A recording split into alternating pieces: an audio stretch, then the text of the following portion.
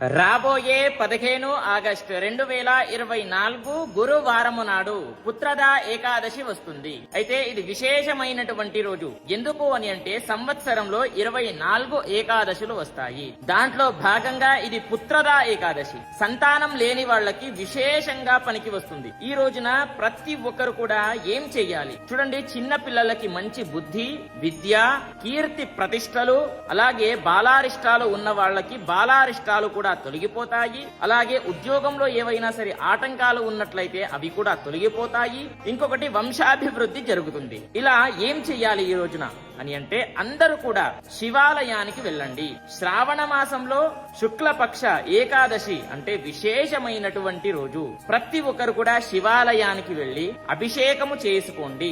ఏం చేస్తారు అని అంటే ఏం లేదండి, శివయ్య అభిషేక ప్రియుడు. ఓకేనా, ఒక చెంబడు నీళ్లు పోస్తే చాలు, దాంట్లో భాగంగా పంచామృతాలు కలిపి